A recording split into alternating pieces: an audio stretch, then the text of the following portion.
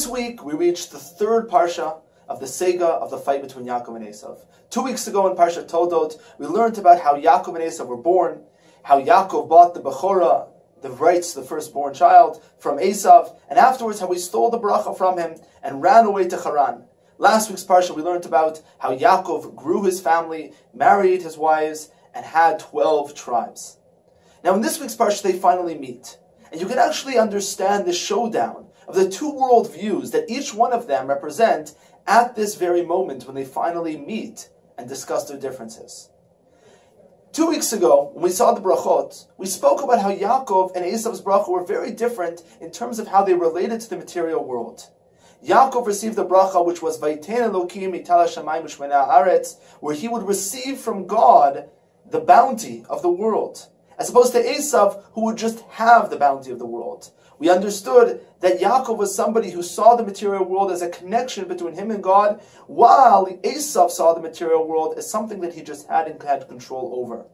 When it comes to the dream that Yaakov had, we reiterated that idea by saying that Yaakov was acted as a sulam, as a bridge between Shamayim va'aretz, between heaven and earth, and he himself is what connects this world to the heavens. Now, in this week's parsha, Yaakov and Esav meet. Yaakov, in preparing for Esav's, the encounter with Esav, sends before him presents. Esav finally receives them. He doesn't know where they're coming from. He sees Yaakov coming towards him and he asks him, Yaakov, what's all these presents from? Why'd you send them? So Yaakov tells them, in order to find favor in your eyes. Esav turns and says, I don't need all this. Why are you giving it to me?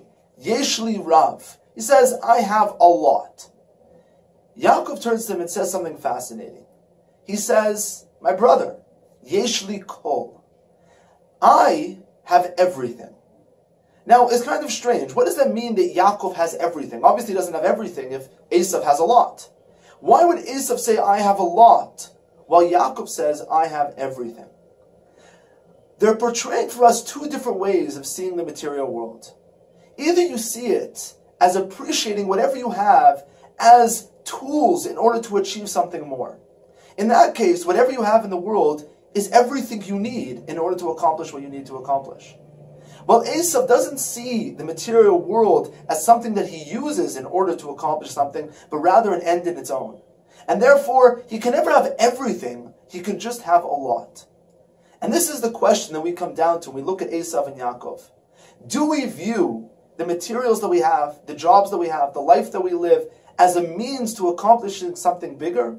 And therefore, whatever we have, we appreciate and know that we have everything we need? Or do we see it as just something that we can accumulate as an end within itself? Shabbat Shalom.